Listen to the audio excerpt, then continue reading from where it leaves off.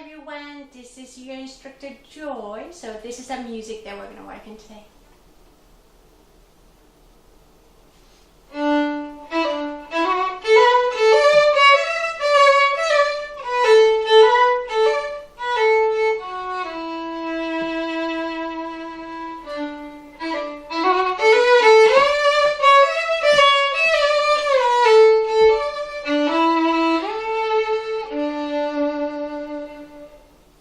I'll play a little more a bit later because I'd like to explain a bit more every section before I play the entire piece. So before I start, thank you very much for your nice questions, comments, and sending me donations. I hope you feel encouraged to keep sending me your questions so that I know what you're working on. So a subscriber asked about this Dvorak Humoresque piece, saying I've been playing over a year, and some people say that I have to play the original version, which has 6 flats. But should I do that, or should I play Suzuki Book 3, the Humoresque, which is written in D major, those 2 sharps? Good question. So it is right, the original Humoresque is written with 6 flats. But remember, the original Humoresque is written for not violin but piano. Dvorak, I think, wrote like number of small piano pieces in his one of the vacation, and this particular piece, Humoresque, got really popular. So this Humoresque was arranged for many different instruments, for violin, for viola, and also for orchestras and so on. So do not worry about playing a difficult key signature. That's not meant for us anyway. And we're going to talk about the arrangement. So that's written for violin. Those are 2 versions. One, G major, that has 1 sharp, but it has a little double stops in between. Or the other, D major. It plays mainly the theme and a little couple other theme 2, 3, if you want to say, but it does not have double stops. So since this particular violinist, the subscriber, had been playing just over a year, I would not suggest playing double stops yet. Therefore, it would be better to play Humoresque in the key of D major, which has 2 sharps, which you can find in Suzuki Book 3 or anywhere. So now when you're playing such Humoresque piece or any other piece, first, it's not a bad idea to understand the structure, what is going on. So in this Humoresque, there's a little repeating theme happening, which is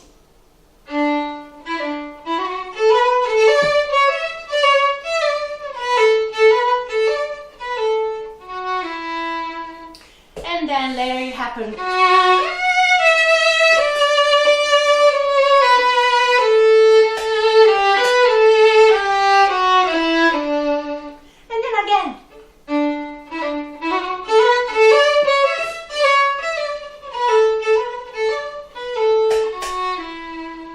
Later it goes like this.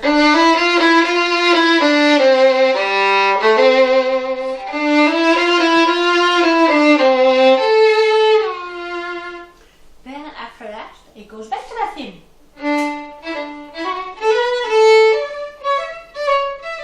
And on and on. And then it goes back to the second theme, which was, and then finish right.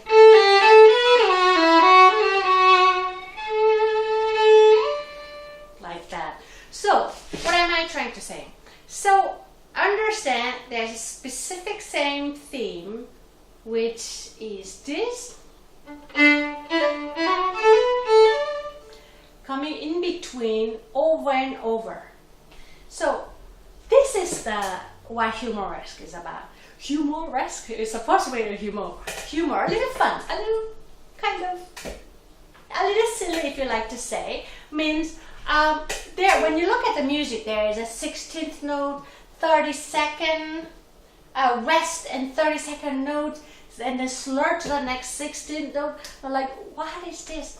Basically, you have to pause in between, like a huh, haha, haha, like this. Make sure you do that. Otherwise, it gets all. It sounds all same. You will see what I mean. So take.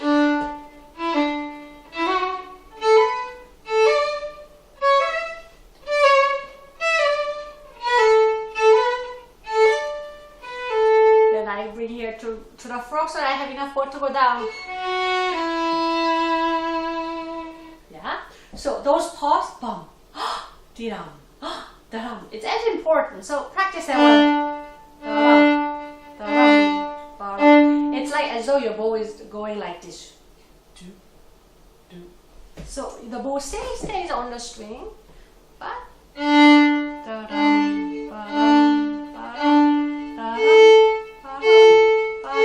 so like this. You want to practice the open string.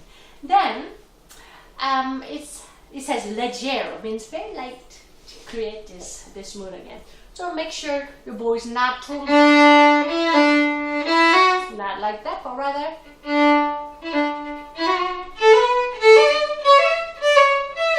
yeah. So I like to do a little crescendo by doing a little longer bow and get heavier bow.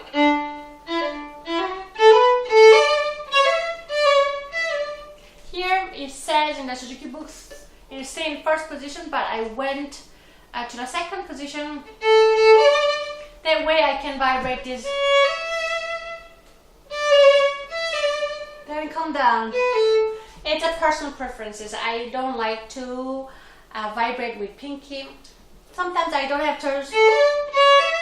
You could do that, but I prefer the sound of third finger vibrato. I find it nicer, but you can try yourself. And then second time it happens, same theme again.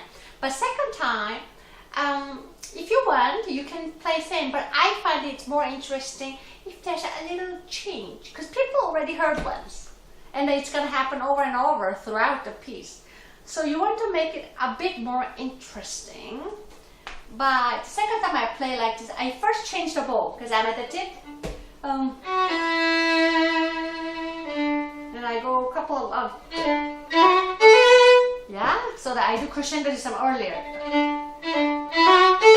because I want to do a little funky stuff. Yeah. Here, my second position shifting pays off. Then here I go. You could stay in the first position, but I prefer to the third position so I have nicer vibrato. Make sure you don't get overly loud. That would be too heavy. Stay light. The next one, if you want to say variation 1 or theme 2, it happens this. So notice the beginning was this, and the second theme or variation 1. So there's a contrast happening already from the sound character with a airy short bows versus legato and connected.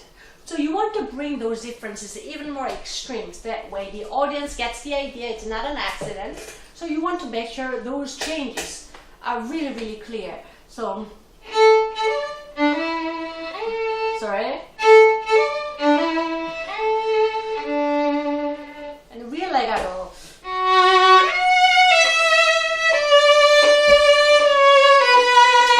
Really heavy.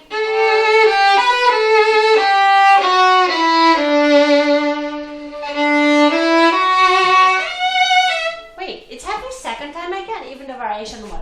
Again, try to do something different, either dynamics or sometimes adding a little ornaments.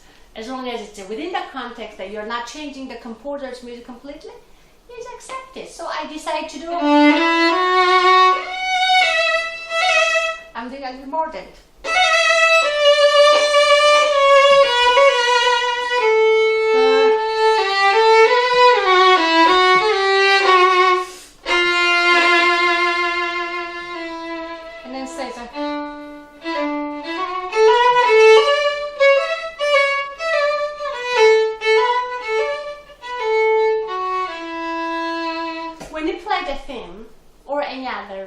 romantic pieces, you want to make sure you don't sound too straight, meaning not perfectly in rhythm and perfect, not perfectly in rhythm and all same dynamics, because then I will tell you. So if I had played perfectly in rhythm as it's written, without dynamics, that it says piano and nothing shows. Of course, composers knew that we would interpret and make it a little more interesting, but I'm gonna just demonstrate how it would sound if I did absolutely nothing.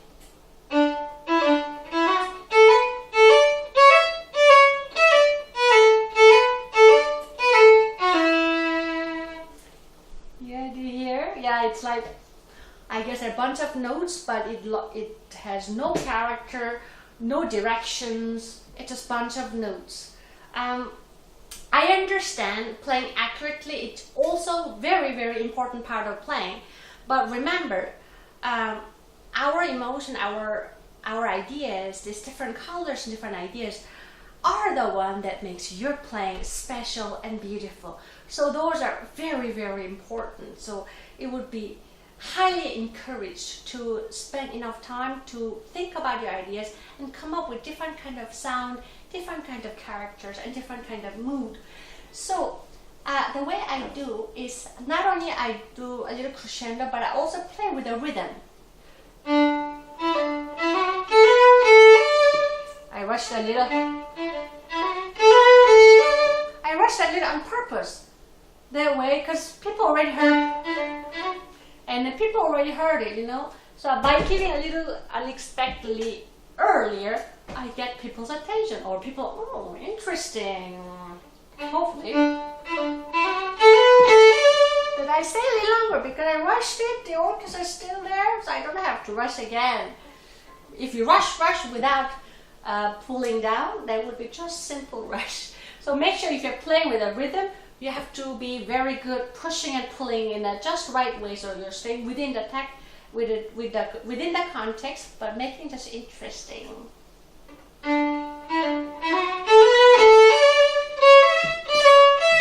Let's slow down a bit.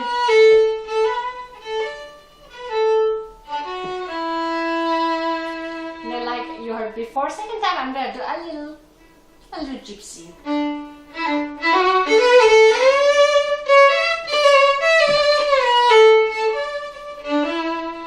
Whoop. Sorry. And then here, this variation 2 or the theme 3, whichever you decide to call it, it has legato, but it has a little angry legato, kind of angry person kind of thing. So you want to create that one.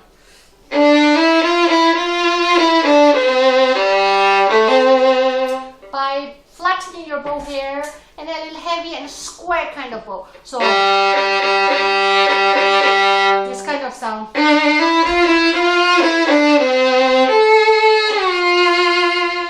People heard it already, but we're gonna do once more just to remind it. Sorry.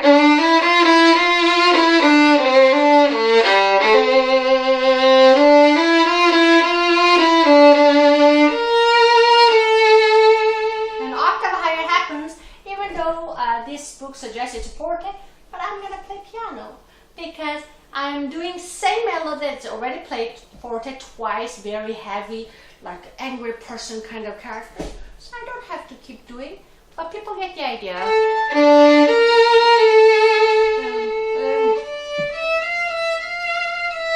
Then here,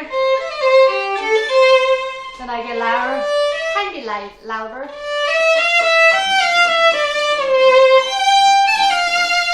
Major quarter, then really loud. Now here I do really wide and fast vibrato to make things more dramatic. I do molto ritarando, really big slow down and big drama.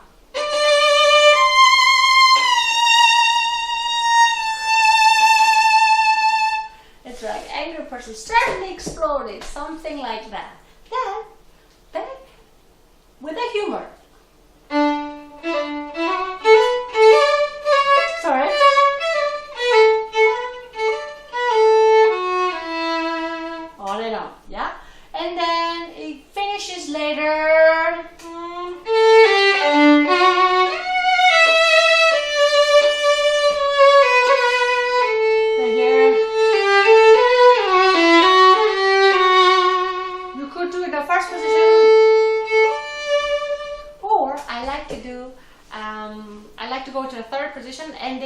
harmonics of D. That way it creates extreme diminuendo, extremely gradually getting softer, and make it sound as like a puff disappeared. Like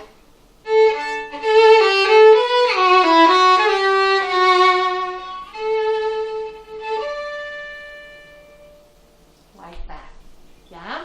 So this is such popular tune even when it was composed, and to this day it's just great piece. It's easy to understand, it's fun to play.